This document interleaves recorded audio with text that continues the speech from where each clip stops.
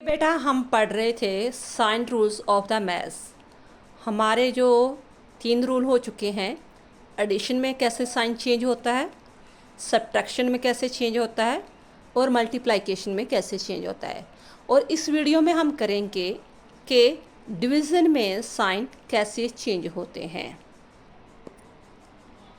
पहले तो इस रूल्स को समझो कि अगर दोनों डिजिट ब्रैकेट की बात हो रही है, दोनों डिजिट जो है प्लस के आ रहे हैं तो प्लस का साइन लगेगा, दोनों माइनस का आ रहे हैं तो भी प्लस का लगेगा।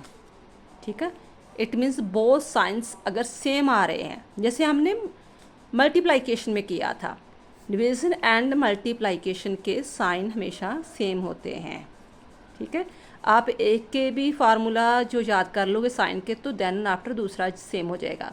और दूसरी तरफ एडिशन एंड जो सब्ट्रैक्शन है उनके रूल्स सेम होते हैं।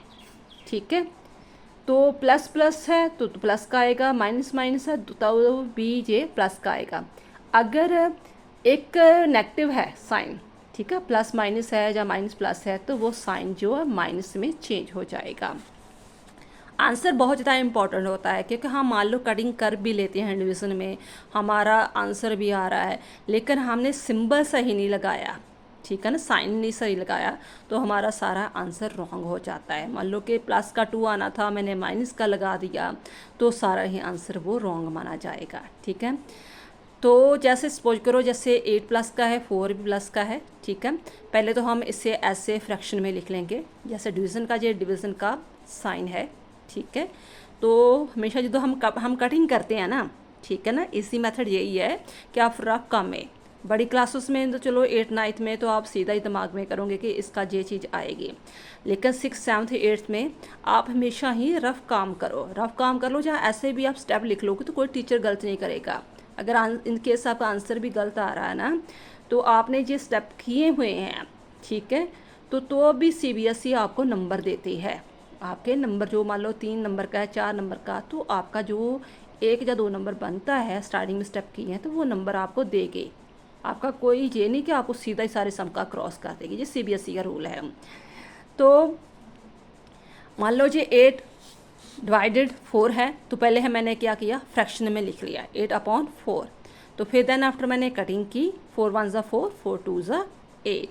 ठीक है, देन आफ्टर मान लो दोनों ही जो नेगेटिव में आ रहे हैं, इधर 8 भी नेगेटिव में आ रहा है, 4 भी नेगेटिव में आ रहा है, तो दोनों के मैंने साइन पहले उतार दिए, सेम टू सेम फ्रैक्शन में रकम लिख ली।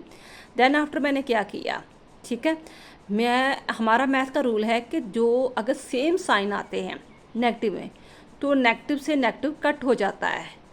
ठीक है, यानी कि माइनस माइनस माइनस से माइनस कट जाता है, या सीधा कह लो minus minus change into the positive, वो पॉजिटिव में प्लस में चेंज हो जाता है। तो हमारा वो भी 2 क्या आएगा, प्लस में आएगा। अगर एक भी नेगेटिव आ रहा है, एक 8 प्लस में आ रहा है और 4 माइनस में आ रहा है, ठीक है ना, 8/4 लिख लिया मैंने। ठीक है, 4 1 ज़ा 4, 4 2 ज़ा 8, तो मैं यहाँ पर माइनस का 2 लगाऊंगी। ठीक है, मल्टीप्लिकेशन में क्या होता था, सॉरी एडिशन सब्ट्रैक्शन में क्या होता था कि अगर मेरी बड़ी वाली रकम में नहीं है कुछ वगैरह साइन वगैरह तो मैं नहीं साइन लगाती थी। ठीक है ना, अगर साइन है तो लगाती थी। लेकिन डिवीज़न में क्या होगा, डिवीज़न में अगर मेरा साइन है तो साइन लगेगा।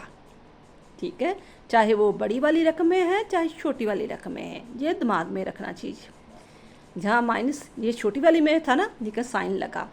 अब -8 + 4, -8 4, 4 1 ज़ा 4, 4 2 ज़ा 8, तो माइनस का 2 लगा। आई होप आपको ये चीज़ समझ में आ गई होगी कि डिवीज़न में हम कैसे साइन लगाते हैं। ठीक है, कटिंग तो चलो सेम ही है, करते हैं, लेकिन उसमें साइन कैसे लगते हैं। अगर ये बेसिक समझा में आ गया तो आपके सामने अलजेब्रा कुछ भी नहीं है, बहुत ईजी होगा। वो भी मैं आपको 1 बाय 1 करवाऊँगी। थैंक्स बेटा।